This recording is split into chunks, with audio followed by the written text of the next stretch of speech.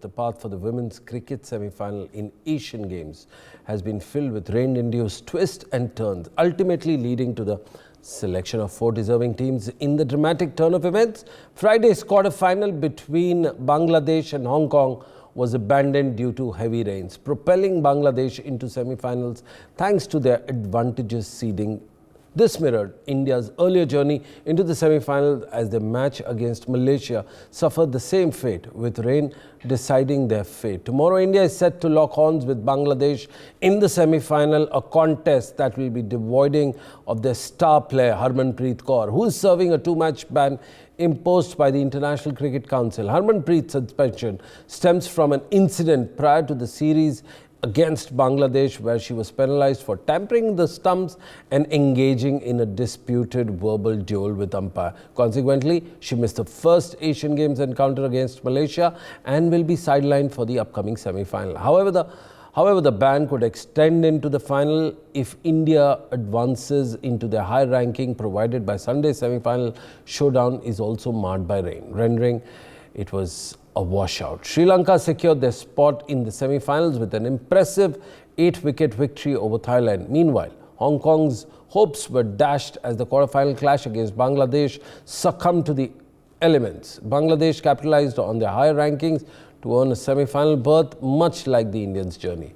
The 4th semi-finalist, Pakistan, earned their place through a competitive path, showcasing the depth of talent and women's cricket competition in their offering. Well, joining me are 2 of the important guests today.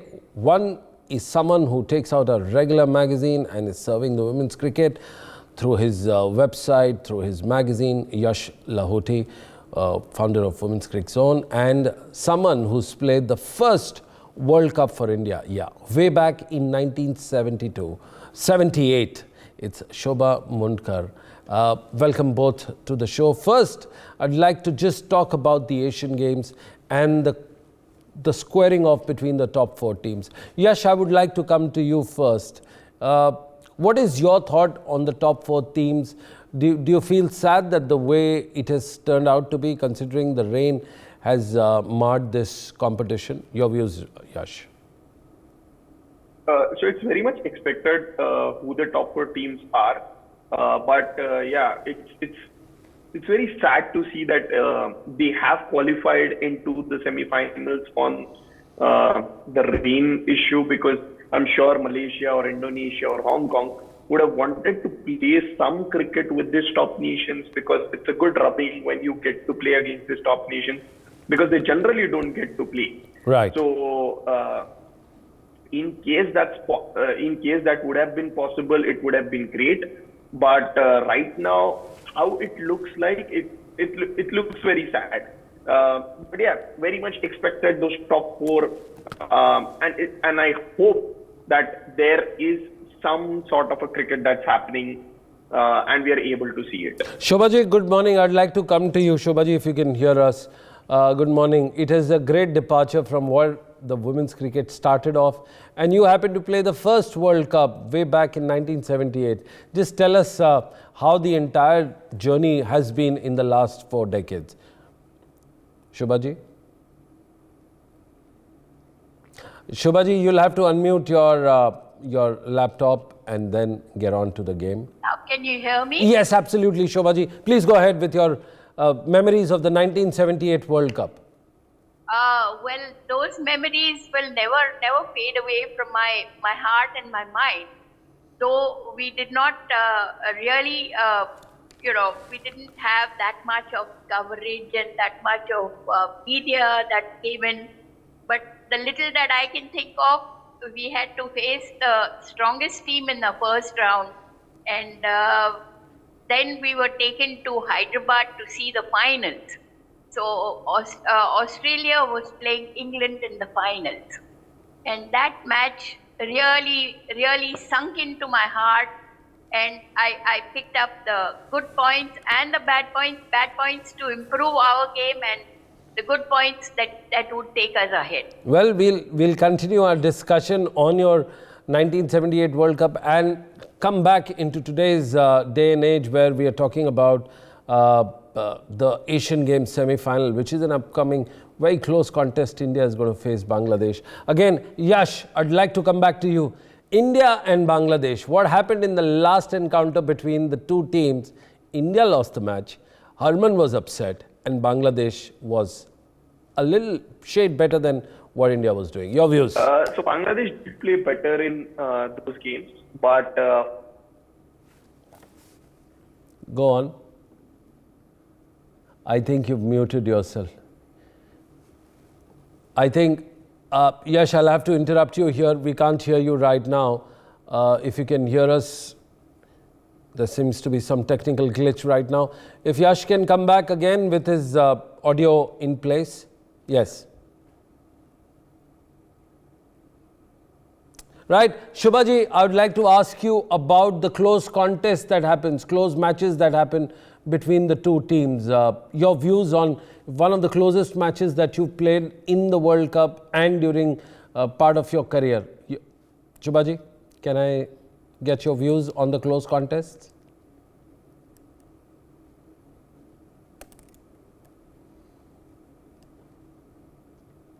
That I can think of was, you're talking about the World Cup, right? Yes. Okay, so the closest that I can think of was when we played England. We were like the babies of the team. Right. In the sense, babies of women's cricket then, because England was a seasoned team, and so was Australia, and so was New Zealand. So we had England, Australia, and New Zealand that were the contestants with India. India, who was the host. Right. Now I can't really recollect exactly how or anything about the match, because I don't even recollect where we were playing the match. But definitely we got to learn a lot Right. from that match. A lot from that match. Absolutely. And then, when yes. I was yes. saying, when you play various teams, it's just like a nice atmosphere around. It's like a nice camaraderie. The good learnings that come in from the best practices coming from the various teams, their fitness, their food, their discipline, that all seeps into the team that plays them, including the minnows. Very true. There was a system that the Australians used to follow, which is called as where they would have a kitty at the beginning of the match, and anyone who missed a catch or missed a stumping or did not score much, they would have to pay a little more into the kitty, and the person who played well for that day would get a substantial amount from that kitty. Oh, lovely. That's something that I picked up, and I would have allowed it to happen, because that gives you the motivation to do well and to forgo your weaknesses. Absolutely. But Right, Shubhaji, I've got Yash back on our line right now. Yash, your question was India versus Bangladesh. India faces Bangladesh tomorrow. All eyes on the team. Your views on the match? I feel India are favorites, considerable favorites. Yes, they lost recently against Bangladesh in Bangladesh. Yes. But this particular China ground is going to help them. It's a shorter ground. They have the bigger power hitters, so it's going to be easy for them. Shafali, Jemi, Smriti, everyone, Richa showed it in the semi-final. That was against Malaysia, so I feel that's going to help. Harmanpreet, yes, she misses out because of that ban that happened against Bangladesh. I'm sure with the kind of nature she has, she would have loved to play this particular encounter, showed them that yes, if umpires are not just for the benefit of the viewers, Yash, I'm going to interrupt you here. For the benefit of our cricket fans right now, just take us through the incident, that why she's serving the ban, and is there a possibility that she can even miss the final? Your views? Okay, so coming back to the first question, what happened in that Bangladesh series was there were a lot of dismissals or judgments that were given by the umpires that went against India. Like, for example, if it was an LPW shout by a Bangladesh bowler, without even seeing the umpires who were going up, when it happened with the same with the Indian bowlers, it was very difficult. So this just went on and on and on. And in the final, there was an incident that happened with the opener when Harmanpreet Kaur herself was batting. She was given out. Of course, that I'm not debating whether that out was right or wrong. Of course, it was right. But yeah, that frustration grew on Harman. What she did was she just smacked her bat on the stump. She went off. Then she had a brief conversation with Nigar Sultana Jyoti. A journalist has reported from Bangladesh that she told Nigar that you should invite the umpires for the trophy celebrations because they helped you win. So all this incident just grew up, and this is the first time that a woman cricketer is serving a ban. Yes.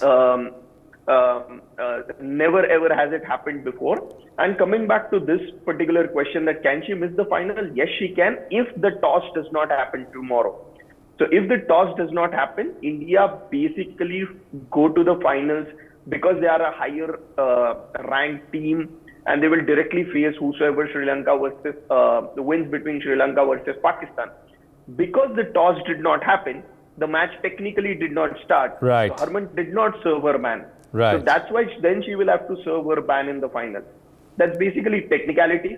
But if the toss does happen and there is a team sheet that's ready, then everyone from the players to the umpires to the referee has the match counted in their kitty. Then Harman does not have to miss the finals. Well, absolutely. We're talking about the team rankings and everything, whatnot. India yesterday, the men's team, became the top team in the world in all three formats of the game. Just a quick question, Yash. Where does your memory serve right? How far is women's team? How far is the gap between the two teams? Do you think India is going to make it at least in two versions of the game? Or just explain our viewers about the ranking on the women's part. Okay, so had it been the test rankings, India would have surely been number one because they have played test cricket in the last 3 years. The number of 2 to 3 tests that they have played pretty well against England and Australia. So had it been test rankings, India would have still been number one. T20s and ODIs. So there is Australia and then there is the rest of the world. So the difference between Australia and second ranked team in both formats is considerably big. One, India needs to play more number of matches. Two, India needs to have a very consistent strategy. The problem is after Mithali Raj's retirement, the last 1.5 years, we've seen enormous number of players being tried and tested. I don't know what's happening there. So you need to have a consistent pool of say 20 or 22 players, and you're going to play with those set of players. But India is considerably expanding the number of players, giving debuts to different players, which is right in the longer run. But I don't think so it serves the purpose. So yes, the men's team is number one ranked in all three formats, and it's really great to see that. With the women's team, I think it will take at least 2 more years, but it will have to be very strategically thought. You will need to have a permanent coach, which you don't have for the last 10 months.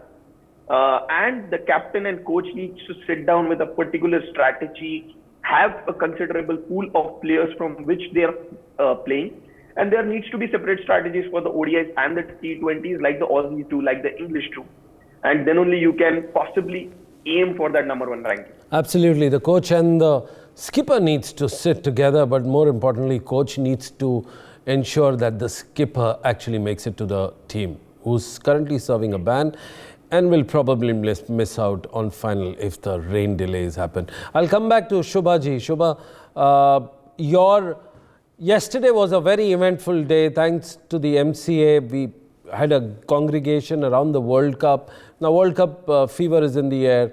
Your views on how the evening panned out to be, meeting your old colleagues and some of the former players coming for that. So, Shubhaji, if you can take us through the event yesterday on the World Cup, on the sidelines.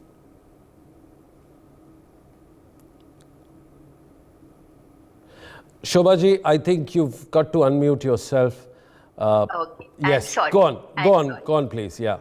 I always tell the MCA officials that the invitation that they sent, I am ready on both my feet to just run to Bombay. I'm staying at the moment in Pune. So it takes me a good 4 hours to reach Bombay. So they know, they send me an invitation well in advance. And yesterday's moments were nostalgic, not only because I met all my old colleagues and had time to spend with them, but it also brought back the memories of our World Cup when we played, and I could see the difference of how it was when we played and how it was today. You know, in today's world, we see a lot of change in the whole scenario. And I'm glad we were made a part of the event. We were made, we were invited and we were remembered by the MCA officials. Thanks to them, MCA has always stood by us, so has BCCI. And I should thank both those stalwarts for having given us a platform to come ahead on the world map of women's cricket. How about meeting your old colleagues who've played after you played in the 80s? So I was like meeting the old players and who are just serving retirement and leading a retired life. Well, I had two stalwarts who were with me at the photograph session. One was Leah Francis, who is an active official at the MCA at the moment, doing a lot of organization and a lot of work for women's cricket. And I had Arundhati Ghosh also, who has played along with me and had continued playing after I retired. So those girls have really worked their way into women's cricket, and I think we need to applaud their hard work. Absolutely. We've got to applaud the hard work of BCCI, MCA and the other state bodies. But coming back to Yash, final question we have to ask you on from the fans' part. When do you think India is going to regain their supremacy in the T20, considering the World Cup is happening next year in Bangladesh? Same home conditions, same more or less things. And we saw what happened to India. It was Harmanpreet losing out on that run out in the semi-final where India was so close. Do you think India can win the trophy next year if the preparations have to start this year? Very much possible. In both the last two World Cups, 2020 and 2023 this year, yes, I think we lost only because of a little bit of, say, luck. 2020, the finals, we beat Australia in the opener, but then in the finals, it was sort of, okay, things didn't go our way. It was just like the 2003 men's cricket finals in Johannesburg. It just went like that. 2023 was very different. It was that one bat got stuck of Harman and India lost. Incidentally, Nasir Hussain after the show presentation called it a schoolgirl, village girl, club-like mistake. People can call it whatever they would want to call it, but yeah, end of the day, it was pretty luck is what I will put it in. End of the day, these are moments that you need to capture in order to win those big trophies. Like we say, catches win matches. I think same goes with this. It's more or less luck. It's more or less that luck you to put in your favor and not in someone else's favor. Here, it just went in Australia's favor. I think India should have still won that particular match, but India didn't have the good lower order batting. I think that is what India needs to sort. You have Pooja Vastragar, you have Amanjot Kaur. You need to build those players in that particular format when you are going to Bangladesh next year. So I feel the preparation needs to be right, the strategies needs to be right, format-wise strategies needs to be right. You need a permanent coach. All those things, once they are put together, I don't have a doubt that India can win the T20 World Cup next year. Well, on that positive note, I'd like to thank both my guests, Shubha Pandit, who played in the 1978 World Cup, and Mr. Yash Lahoti, who's running a fantastic venture on women's cricket. Well, keep watching NewsX. For more such videos, subscribe to the NewsX YouTube channel, hit the bell icon.